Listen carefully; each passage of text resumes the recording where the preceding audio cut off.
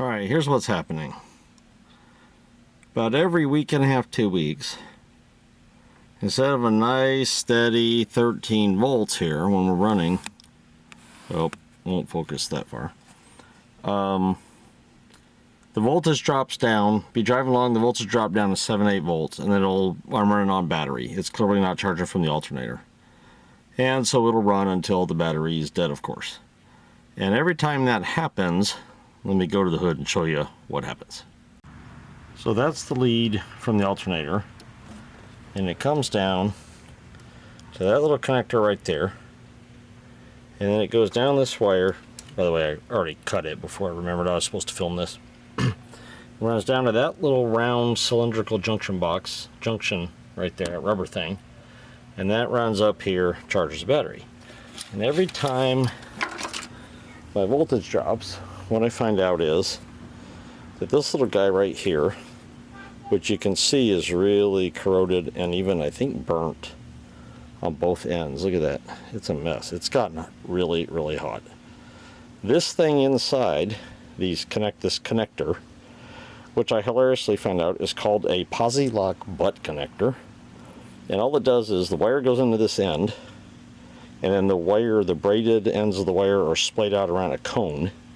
And then that cone is a rod that goes through the other end, and it's the same thing at the other end. And what happens is, every time I lose my voltage, when I open this thing up, I discover that it is full of goop. And if I clean all the, now see there, I just cleaned it trying to fix it, so it's not actually bad looking right now. You can see the cone right there, and that cone goes through to this other end, but you can see all that goop in there. And usually when I clean all that goop out, hook it back up, then it's fine for about a week or two.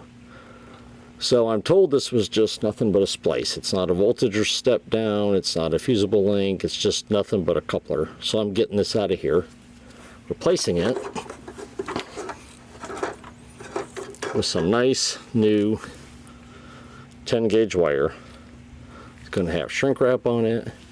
It's going to have a proper crimp end on it, and it's going to be soldered. So that's what we're going to do.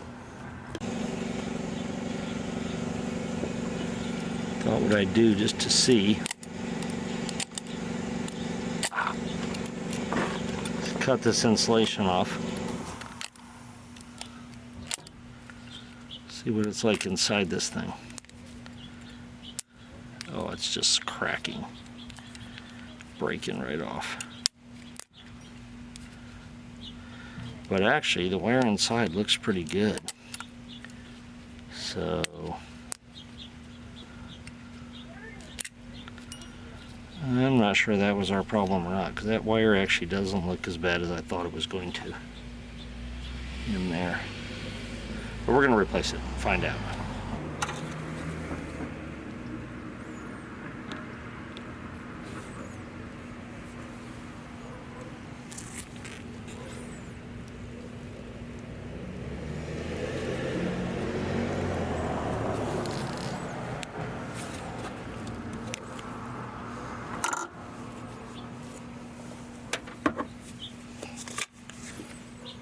Got this sweet Milwaukee cordless heat gun. We're going to try this thing out.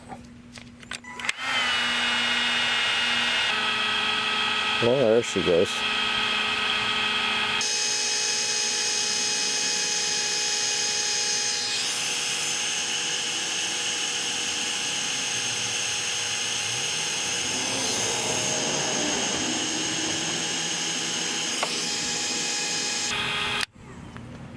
I think that'll work.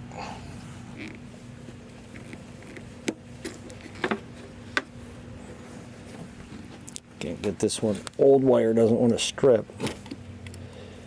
Have to do the peeling. Okay. I finally have this semi-stripped. Wanted this nice and clean for a good solder joint, but the insulation on this 34-year-old wire is basically baked down in between the strands. So I've cleaned it up as well as I can, and I'm counting on the flux and the heat from soldering to clean it up the rest of the way. So this is always the hard part right here, is getting them to twist together. Oh, this wire is so old and stiff, it's unbelievable. It does not want to wrap one bit. Oh my goodness. Hopefully that's going to be good enough for us.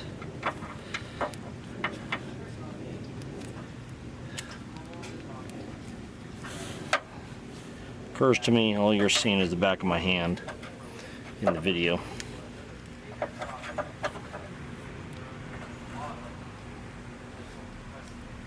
So we have this mess I've made. This is not going to be my best smooth solder joint right here.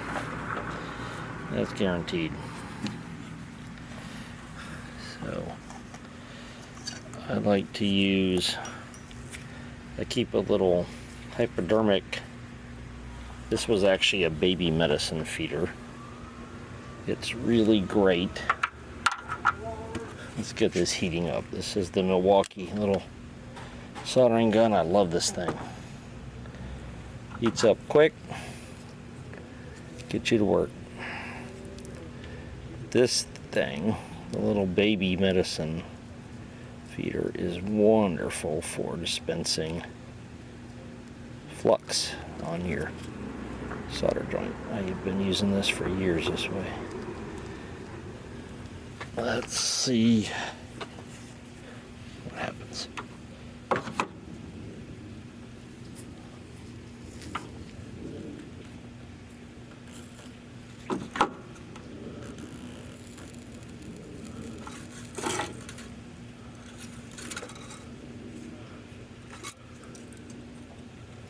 Oh, that's a bad looking joint.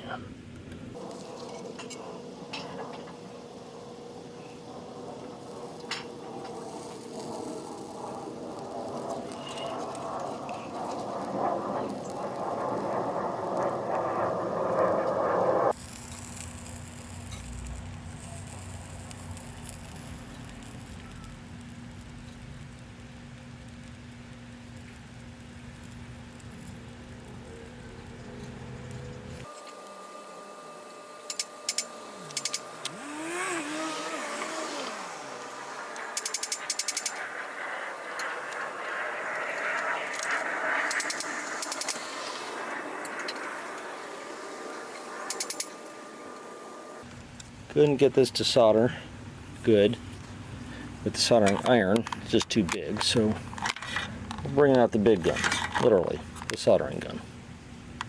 Let's hope this works better.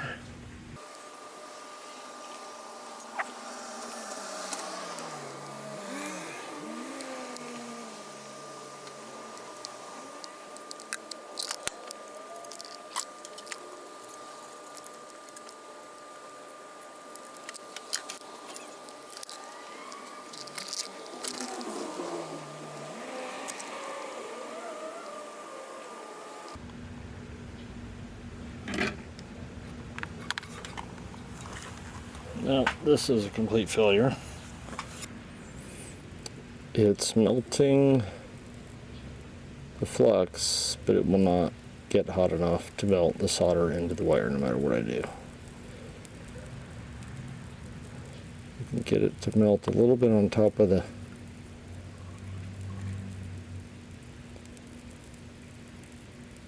actual tip there.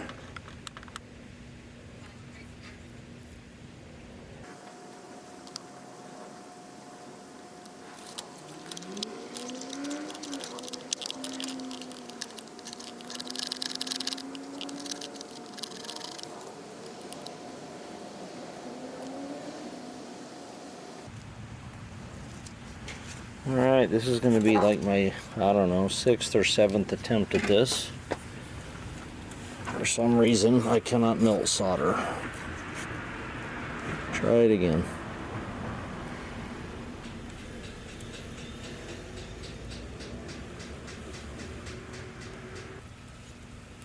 You can see the flux boiling, but the solder still, oh wait.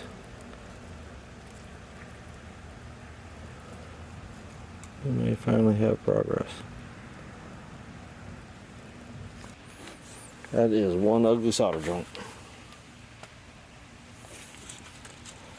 But I think I did finally get solder in there. Let's turn it over. Oh, that's ugly.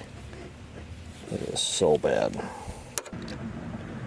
Well, I admit my solder joint is really bad. Not all of that is bad solder. A lot of that is the black, the insulation on that black wire that wouldn't come out of the wires.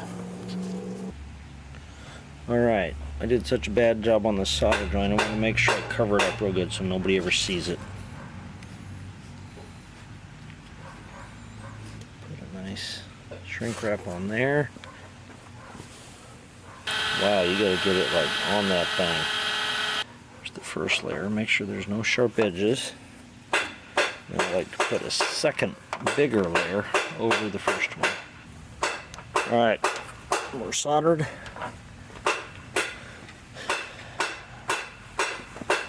And this back under here where it was. First you gotta put the wire in. There. That. Then you put the little clip in there like that. Okay, so I finally got that little clip on. The problem was I was trying to hook it to that AC line right there, which is not what it goes to. It goes to that ground wire right there. So now I just got to bend it around here, run it up through here to my alternator post right there.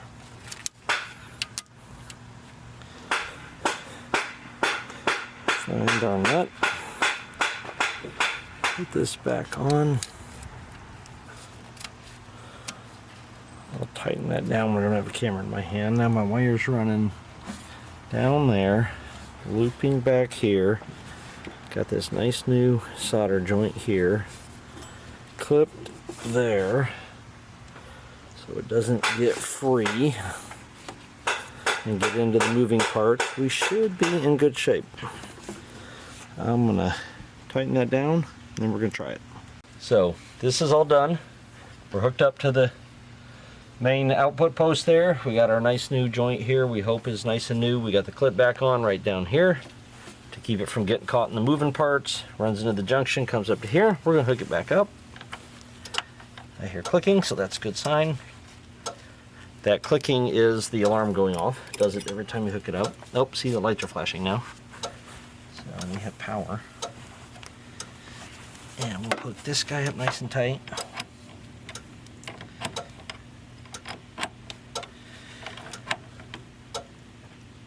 Alright, let's see if it starts.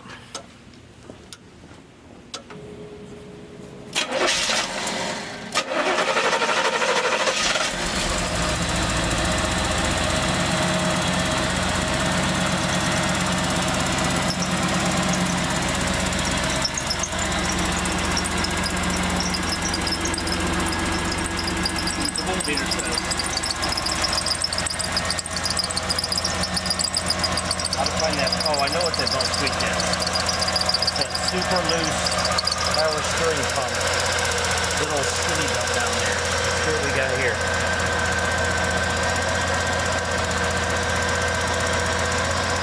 $14.5.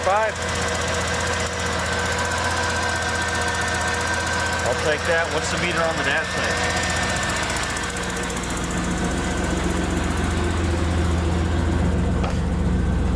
Dash says 14. Yes. All right. Let's go use Alston's press then. Put the parts in here.